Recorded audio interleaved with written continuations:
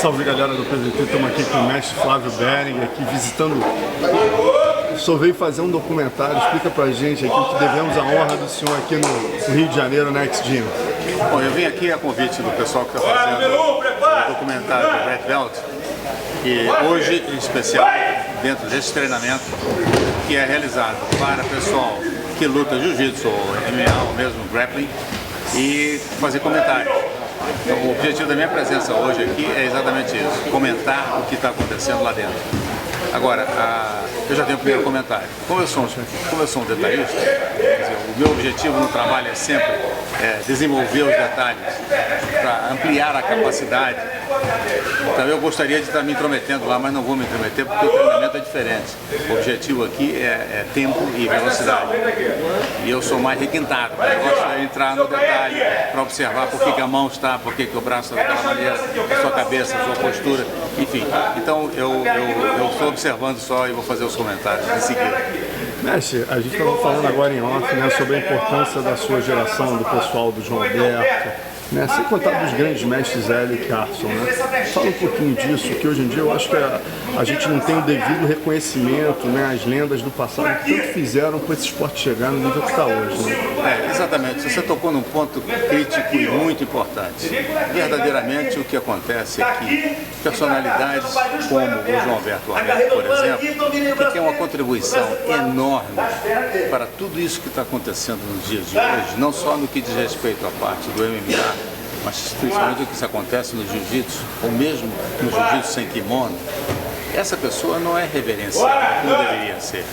Eu vou te contar um episódio e que isso me sensibilizou muito. Uma vez, numa reunião da Federação Paulista de Jiu-Jitsu em São Paulo, eu estou presente, está presente também o Pedro Emetério. O Pedro Emetério sentou-se numa cadeira ao meu lado. E nós e os outros alunos, todo mundo, os faixas pretas, os professores, os instrutores e tal, estavam sentados ao redor e discutiam-se uma série de coisas. Num dado momento, o Pedro Emetério disse para mim: olha, eu vou embora que está na hora de eu comer e eu tenho que ir embora. Então ele levantou-se e deu um adeus, assim, o geral. Tchau, minha gente. E ele ia saindo, eu disse: não, Pedro, peraí, um momento. Volta aqui. Minha gente, esse moço que está aqui, está se despedindo de vocês, o mínimo que ele merece de vocês é que estejam todos de pé, se curvando, reverenciando esta personalidade que permitiu que nós estivéssemos aqui hoje. Esse é um desbravador. Essa pessoa esteve aqui nos primórdios, quando ninguém pensava em fazer jiu-jitsu, ele estava aqui ensinando jiu-jitsu. Ele foi um lutador de vale tudo, de ponta. Então esta personalidade que está aqui não pode ser simplesmente o velhinho que está indo embora. Sabe, não é isso.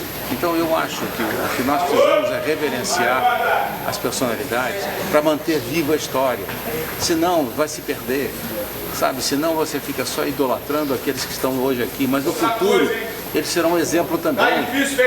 Agora, se você não criar essa mentalidade, educar as pessoas no momento, quando chegar no futuro, será tudo ignorado.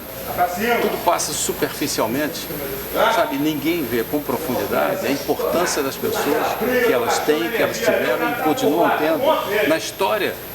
Quer dizer, nenhuma arte marcial se faz sem história, ou se fez sem história.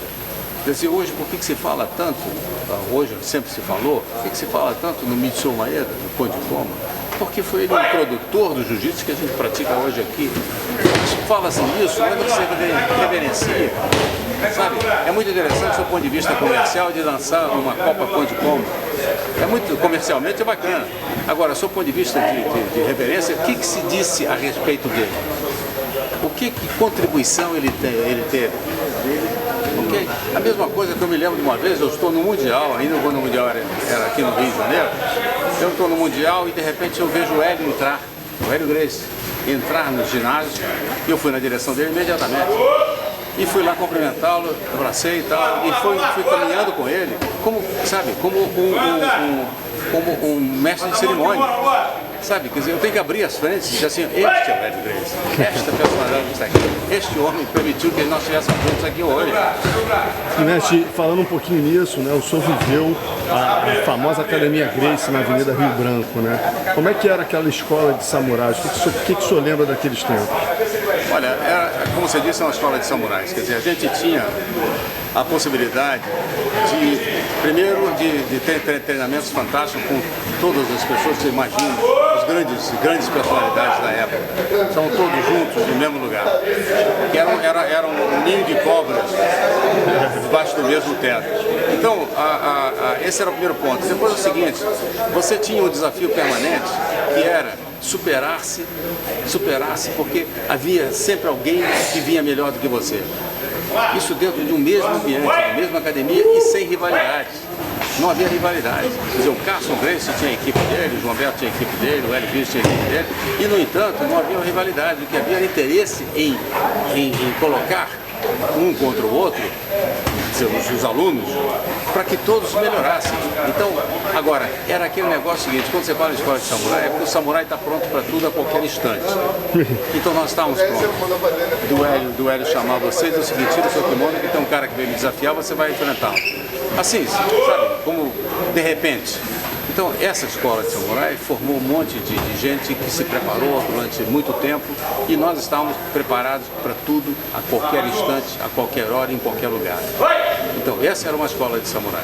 Agora, o que se representava isso? Era um treinamento contínuo, era um interesse muito grande, era um respeito fantástico e uma reverência constante às grandes figuras que nos faziam desenvolver tecnicamente como nós conseguimos fazer. O seu filho, Marcelo Behring, também teve uma importância muito grande, né, na segunda, terceira geração aí do MMA, do Vale Tudo, né?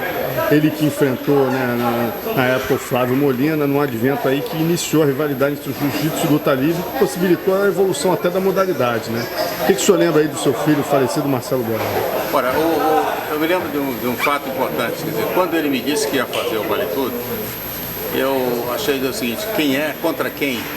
Esse é contra um camarada do Muay Thai e tal, que desafiou o Rickson e tal. Para mim, aí eu só queria saber contra quem. Mas eu não me importava se o sujeito era um grande lutador ou não. Me importava que o Marcelo estivesse bem para enfrentá-lo. Então eu me lembro que até eu cheguei com o Marcelo e disse, Marcelo, vamos fazer um treinamento, independente do que você faz na academia com o Rickson, eu vou fazer um treinamento com você mais do ponto de vista comportamental. Porque então eu coloquei ele com uma equipe de seguranças que trabalhava comigo. A equipe de segurança, eles eram pessoas bastante fortes, grandes e com um certo grau de agressividade latente. Então eu coloquei o Marcelo e disse, Marcelo, o negócio é o seguinte, você vai lutar com eles e certamente vai vencê-los. Aqui, você vai treinar com eles como se estivesse lutando, vai vencê-los. Agora, o ponto principal é o seguinte, não humilhe nenhum deles. Se você humilha, ele te mata. Sabe? Então, esse foi o trabalho psicológico que eu resolvi fazer, no sentido seguinte, respeite seu adversário para ganhá-lo com respeito. Então a luta do Marcelo foi uma luta em que ele respondeu à altura aquilo que o seu adversário tinha dito que faria com ele. Disse, eu vou te mandar para o hospital e você vai fazer uma cirurgia plástica. E foi exatamente o oposto. Não desmerecendo, não tem nenhum desmérito, pelo contrário, o Flávio Molina era um grande lutador e uma grande pessoa. Teve uma importância fundamental depois na difusão do Muay Thai, da luta livre, né? Foi um cara assim como o Marcelo, né? Infelizmente, dois guerreiros que não estão aí, né, mestre? Para, digamos assim, usufruir das benesses do que eles fizeram, né? Porque hoje em dia o esporte cresceu. E falando nisso, mestre, hoje em dia, como é que o senhor vê? O senhor acompanhou agora o Anderson Silva, acabou de encontrar o Minotauro. Como é que o senhor vê a evolução do esporte hoje em dia? Como é que o senhor analisa essa evolução lá dos tempos, né, do Carson, depois do Marcelo e hoje em dia com o Anderson Silva? Olha, eu vejo hoje um desenvolvimento tecnológico, as pessoas estão mais preparadas sobre o aspecto mais global. Isto é um treinamento mais amplo que permite à pessoa ter uma visão também mais amplificada das possibilidades. Quer dizer, ele não se resume simplesmente a fazer um treinamento com ou sem kimono, mas ele faz um treinamento como striker, aprendendo o tempo de entrada, o tempo de saída. Isso seria um adendo àquilo que se fez durante muito tempo. Agora, se você observar a luta, por exemplo, do Marcelo, ou mesmo a luta do Carson contra o Valdemar Santana, você vai ver a similaridade que há entre aquela luta e as lutas que acontecem hoje em dia. A diferença é que não havia luva, não havia proteção no corpo, não havia coquilho, não havia essas coisas que são hoje instituídas e obrigatórias. Mas, e não havia regra, quer dizer, a regra era chegar ao fim. Quer dizer, quem derrotasse primeiro era o campeão. Então, agora, essa visão mais tecnológica é que faz com que o MMA se transforme na atração mundial que é. Agora, eu sou um saudosista do Vale Tudo. Isso eu não posso negar. O Vale Tudo realmente sempre significou a expressão maior da tua capacitação como lutador. Agora, no caso do MMA, são duas pessoas que estão altamente preparadas e que... é um esporte, né, com peso, quer dizer, é bem diferente do que era antigamente. E com regras, né? Com regras. Mas quem foi o maior lutador que o senhor já viu em ação? Olha, então eu posso citar duas pessoas excepcionalmente. Cássio era um tremendo guerreiro. Cássio era uma coisa excepcional. Cássio era aquela pessoa que diz o seguinte: Cássio tem luta hoje à noite. Ah, é? Sabe, então era esse tipo de pessoa.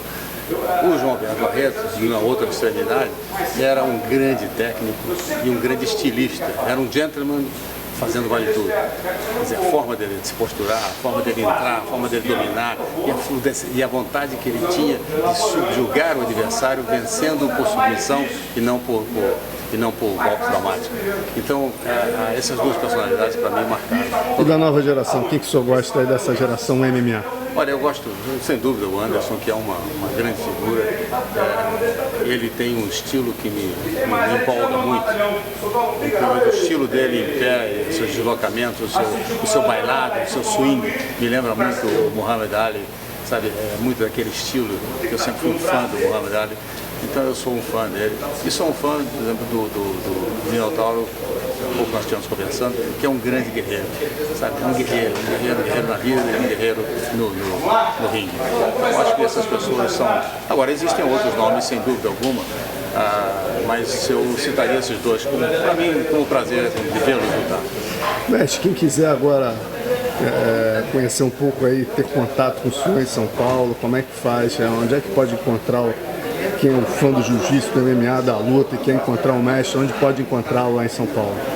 Olha, é muito difícil, eu não tenho academia, então eu tenho as academias associadas, as quais eu visito normalmente. Como eu viajo 70% do meu tempo, eu estou fora do país, fazendo meu trabalho missionário, de divulgação do jiu-jitsu, de ampliação do jiu-jitsu, e dá esse meu toque pessoal de fazer o jiu-jitsu com mais profundidade, com uma visão mais científica. Então, em São Paulo, para me contactar ou para me encontrar, se entrar no meu site, que é flaviodering.com.br, Flávio Dering, acho que é isso. Esse te acha no Google.